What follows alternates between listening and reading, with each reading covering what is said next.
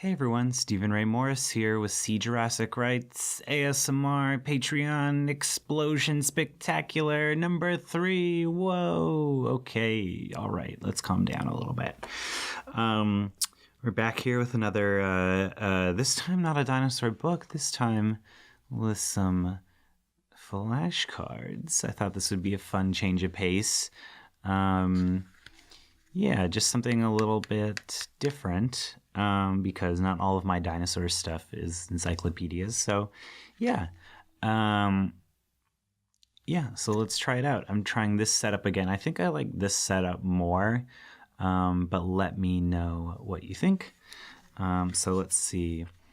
It is, let's see, make sure you can see that. Oh, there we go.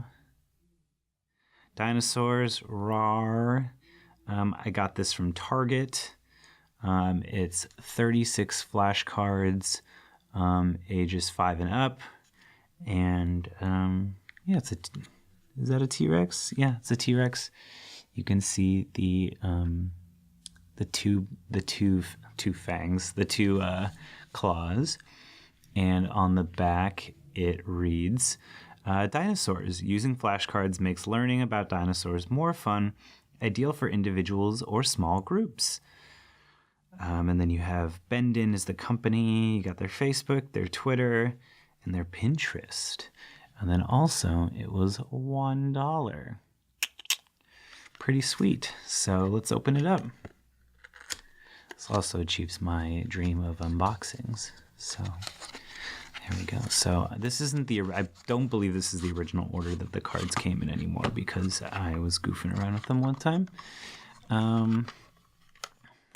So yeah, let's set the box off to one side. And let's see, what's the best way I'm going to be able to do this. So yeah, like this. Yeah. So you can see that, yeah. So this is Utah Raptor. And on the back you have pronunciation, Utah Raptor. Name means Utah's predator. It was named by Kirkland, Gaston, and Burge in 1993. Its family is a Dromaeosauridae. Its period is early Cretaceous, 132 to 119 million years ago. The areas found is the USA and Utah. That's why it's called a Utah Raptor. The height is 8 feet, 2.4 meters. The length is 22 feet, 6.6 meters. The weight is 1,500 pounds, and its diet is other dinosaurs. Dino Chunks. Oh, that's not a great name for these facts. Utah Raptor had a huge curved claw on its second toe that could grow up to 10 inches, 25 centimeters long. This dinosaur may have hunted in packs, bringing down large prey. Scientists now believe that Utah Raptor had feathers, but could not fly. And then at the bottom of the card, you get a little size comparison of how they look next to a human. So that's pretty cool. So that's Utah Raptor. And then we have Triceratops. So let me get my thumb out of the way. And then Triceratops. Triceratops. Three-horned face. Othniel Charles Marsh in 1889. It's a Ceratopsidae. It's late Cretaceous, 68 to 65 million years ago. And it was found in Canada, the USA, Montana, North Dakota, South Dakota, Wyoming. It's 9.5 feet, 2.9 meters, 26 to 30 feet long, 8 to 9 meters. Its weight is 6 to 10 tons, and its diet is fibrous plants. Triceratops weighed about the same as an elephant. It reached 30 feet in length and weighed up to 10 tons. Its huge head had a parrot-like beak, brow horns that were 3 feet long each, 0.9 meters, and its frill could reach the width of 7 feet. Wow, 2.1 meters. So that's Triceratops. And next we have... these were probably in alphabetical order. That's probably what they were originally. And this is the Troodon. And this art is so wild. It's just very 70s. Yeah. So, Troodon. wounding, gnawing tooth, named by Joseph Letty, 1856. Family, Troodontidae. Late Cretaceous, 76 to 70 million years ago. Areas found are the USA and Canada. Its height is 3 feet, 0.9 meters. Its length is 6.5 to 10 feet long, 2 to 3 meters long. Its weight is 110 pounds, and its diet was small mammals and reptiles. Based on the brain-to-body size ratio, Troodon may have been one of the most intelligent dinosaurs. It had large eyes and hands that could grasp prey. Some eggs' nests have been discovered with fossilized embryos. And that's Troodon. And now it's Torosaurus. Another Triceratops-looking motherfucker. Its name means protuberance or pierced lizard. It was named by Othniel Charles Marsh in 1891. Its family is Ceratopsidae. The period is late Cretaceous, 70 to 65 million years ago.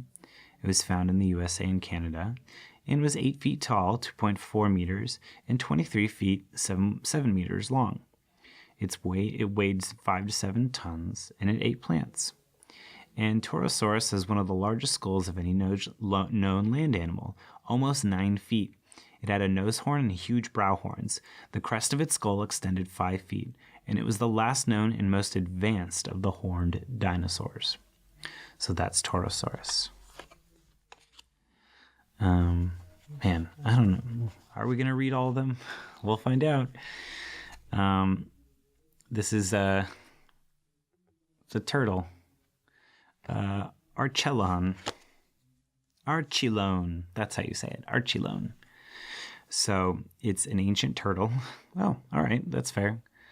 It was named by G.R. Wayland, 1896, and it was a Protostegidae.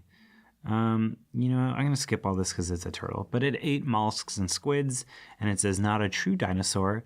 Archelon was the largest sea turtle that ever lived. It was as big as a car. It swam in shallow waters over what is now North America. It had a leathery shell and large flippers, and it may have had a 100-year-long lifespan. So, and you can pause if you want to read the other details. So, let's see. Okay, so yeah, this may have been alphabetical order. Oh well. So this is Ankylosaurus, and again, the look of these is so 70s. They were $1 at Target. So Ankylosaurus, is stiffened lizard. It was named after Barnum Brown in 1908. Its family was Ankylosauridae. Its period was late Cretaceous. It was found in western North America and was 5.5 to 9 feet long, 20 to 30, or 5.5 to 9 feet tall, 20 to 33 feet long. It weighed 3 to 4 tons, and its diet consisted of ferns, mosses, and low-laying plants. Ankylosaurus is the best known of the armored dinosaurs. It had a tough skin covered with bony plates that served as protection. It had a massive clubbed tail that could injure a predator's face or legs. Bones in its skull and other parts of its body refused to increase their strength, hence it's named stiffened lizard. Okay, the next one is Corythosaurus. So Ankylosaurus, Corythosaurus, Triceratops, all in Jurassic Park, if you're keeping score at home. So Corythosaurus, I'm just going to read I'd rather get through all of these for this video, so I'm just going to read the dino chunks. But you can pause. I'll hold, if you want to read up the rest of the details. So Corythosaurus. Corythosaurus had a flat, semicircular bony crest similar to present-day cassowary bird of Australia. It may have used the crest to create noises for communication. And that's Corythosaurus. Next is Chasmosaurus, another ceratopsian. So, Chasmosaurus, the first remains of Chasmosaurus were found in Alberta, Canada. In 1901, Chasmosaurus had a small horn on its nose and 2 curving horns on its brow. It had a large but fragile frill, which may have served more as intimidation rather than defense. You can pause that and see that. And that's Chasmosaurus. All right, here we go, baby. One of my favorite dinosaurs, Carnotaurus. So, maybe I'll read for the ones that I like. Look, this is a work in progress. Carnotaurus, flesh-eating bull. Named by Jose Bonaparte in 1985, its family is Abelosaurid. It was a late Cretaceous dinosaur 97 million years ago. And it was found in Argentina. It was 13 feet tall, 25 feet long, weighed 2,000 pounds, and its diet was other dinosaurs. This South American carnosaur, meat-eating lizard, had 2 pointed horns above its small, forward-facing eyes. A skin cast discovered in southern Argentina reveals that Carnotaurus had tough, pebbly, reptilian skin. And that's Carnotaurus. All right, velociraptors. These ones have, look at the feathers on these ones. That's pretty dope. What do they have to say about velociraptor? All right. The turkey-sized velociraptor was quick. It had a sharp curved claw on the second toe of each foot, and it had a long tail for balance. It is now believed that velociraptor had feathers. There's a lot of exclamation points going on here, but that's the velociraptor. Oh yes, Dimetrodon. Dimetrodon was not actually a dinosaur. It was a pelycosaur, a mammal-like reptile creature that lived before the age of dinosaurs. Unlike reptiles, it had 2 different types of teeth, shearing teeth and sharp canine teeth. It had a large sail and was probably used to regulate body temperature. Oh, I didn't realize they were so tiny. It's tiny. But yeah, Dimetrodon. I feel like a lot of people who have Jurassic Park toys has the Dimetrodon toy. It was a very popular non-dinosaur dinosaur reptile, but this is a mammal, guys. This is a mammal. Soak that in. All right, next we have Megalosaurus. These weirdos. There we go. Oh, glare. Thank you, Nerdispace. All right, Megalosaurus. More like Generosaurus, am I right? All right.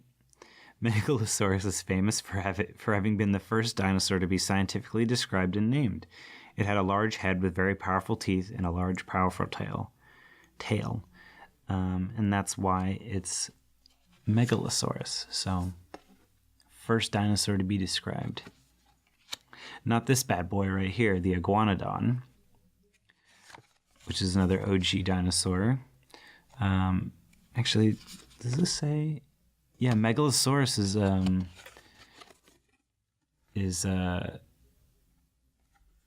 oh, I guess I should probably, well, you get it.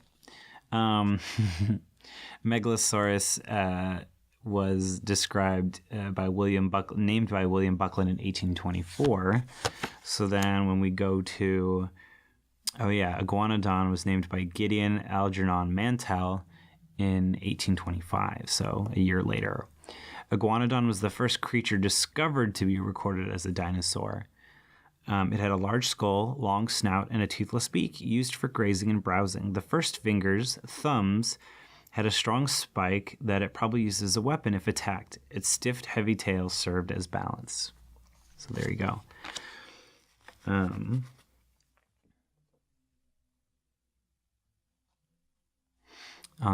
deck next is Gallimimus. Yeah, I should probably be doing that because I've probably been flipping them upside down. It's fine. You're just here for the sounds, right? You can pause and flip it. Just kidding. Gallimimus, this dinosaur had a thick set body. Thick.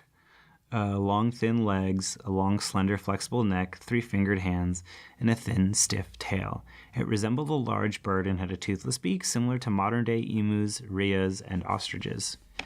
So yeah, that's Gallimimus. Edmontonia. It's another Ankylosaurus type.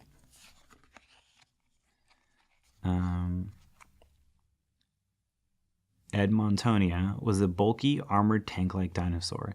It was covered with bony plates and spikes and had a long, flat skull. Its name comes from the Edmonton rock formation in which it was found. Edmontonia. All right, here we go. The Tyrannosaurus.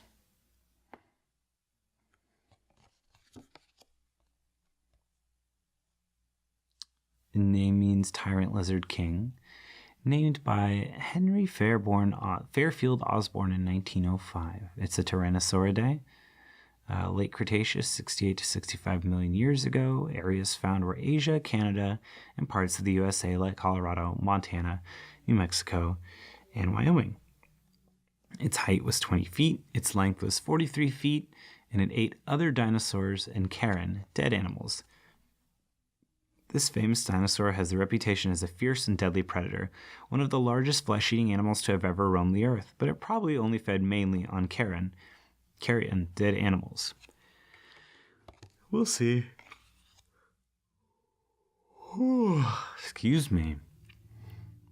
I'm putting myself to sleep.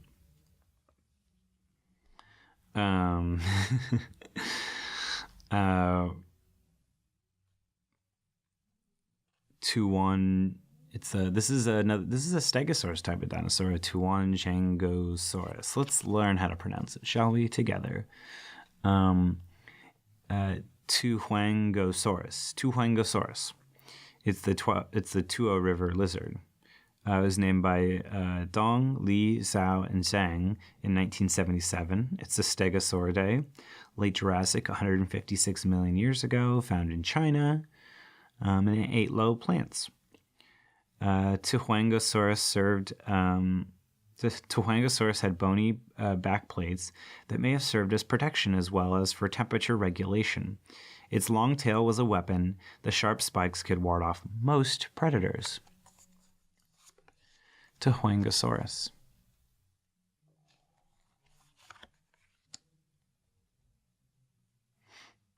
And next is Protoceratops.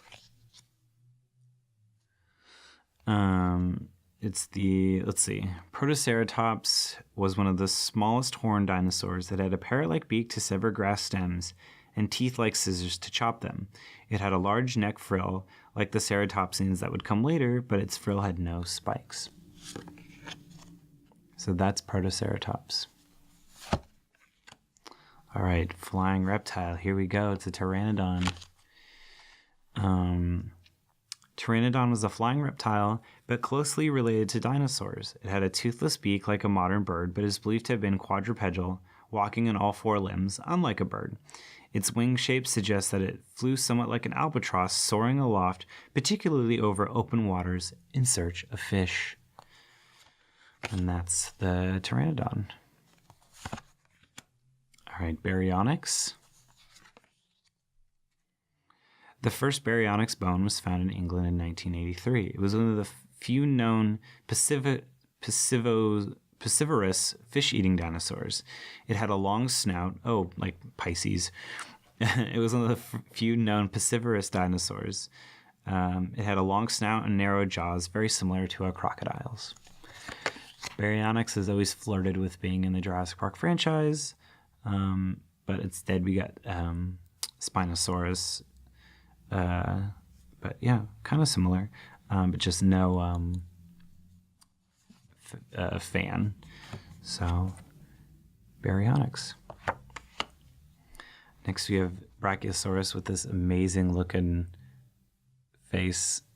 Like, I'll sneeze on you, mother. Ever. Don't come. Oh, God bless you. Brachiosaurus. Obviously, sauropods are my favorite dinos. Some of my favorite dinos. Brachiosaurus was a sauropod, a four-legged plant-eating giant with a long neck and tail, and a small brain. It was thought that Brachiosaurus was the largest land animal to ever have existed, but today scientists believe that even larger sauropods once roamed the earth.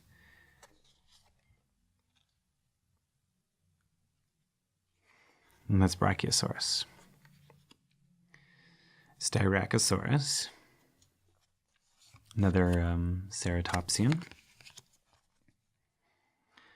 Styracosaurus had a nose horn and neck frill with 6 long spikes around the edge. Its nose horn could be 2 feet, 0.6 meters long. Bone beds suggest that Styracosaurus may have been a herd animal traveling in large groups. This way, Styracosaurus. All right, Parasaurolophus, one of my favorite dinosaurs. And these designs are crazy. So Parasaurolophus. This duck-billed dinosaur lived in herds and bred in colonies, probably for safety reasons. It had a long, hollow crest on the top of its head. Some scientists believe that Parasaurolophus communicated by making trumpeting noises through its crest.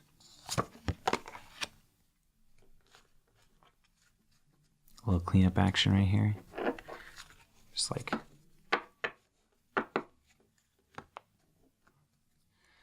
All right, next we have Hadrosaurus, another Generosaurus. Hadrosaurus, it is also known as the duck-billed dinosaur due to its wide, flat beak. Its beak was toothless, but its jaws had plenty of plant-grinding teeth. This is the first dinosaur skeleton ever assembled and mounted. So you can see why some of these dinosaurs have these very basic names, because they were the first in particular areas, which is actually pretty neat. Humanosaurus, the first dinosaur-human hybrid. All right, now we have Spinosaurus, the star of Jurassic Park 3. I'm looking a little worse for wear. Spinosaurus was the largest of all carnivorous dinosaurs. It had a sail up to 6 feet high running along its back. The sail, which was probably filled with blood vessels, may have served to regulate the body's temperature. Pretty cool. And that's Spinosaurus. Next we have Struthomymus with this epic beak. This dinosaur was very similar to a modern ostrich, Struthio in Latin. It had small drooping arms, a long tail, and dry scaly skin. It could possibly run up to 50 miles per hour. Wow. And that's Struthomymus. We're keeping score. Keeping score of a lot of things. And this is Werhosaurus. All right, let's just look. But it's like a stegosaurus, but it's got these kind of stumpy plates. Interesting. Woerosaurus. There we go. Woerosaurus. Like other stegosaurs, Woerosaurus probably had... That's my shoe. Like other stegosaurs, Werosaurus probably had 2 rows of long, low, bony plates down its neck, back, and upper tail. Its tail may have been studded with 4 spikes. It is named for an area in China where it was found. Cool. Werosaurus.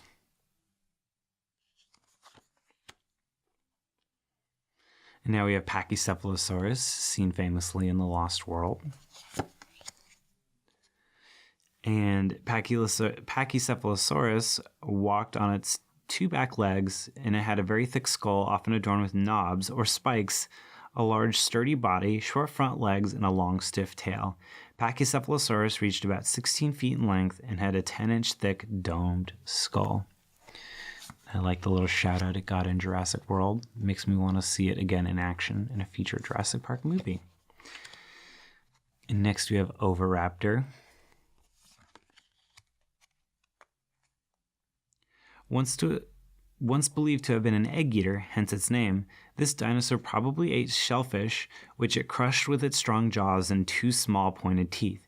It resembled a large bird and had a toothless beak. It was very fast and looked similar to modern-day emus, rheas, and ostriches. Does that look like a ostrich to you? Oviraptor. All right, we've got a handful left. Let's see. We have Kentrosaurus. Yeah, let's see. Oh yeah, it's like a stegosaurus-like dinosaur. Kentrosaurus. It had a small head and a tiny brain, about the size of a walnut. It made up for lack of smarts with a double row of fierce protective spikes down its back. The plates near the neck may have been filled with blood vessels and served as temperature regulators. Huh. Yeah, this one's cool because like the spikes are like almost like the tail spikes, kind of. So that's cool. And now we have Diplodocus, another long-necked dinosaur.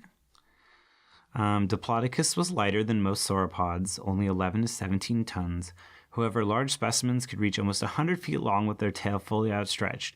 It had a second layer of bones in its back, forming a double beam of support. Holy crap. And that's Diplodocus.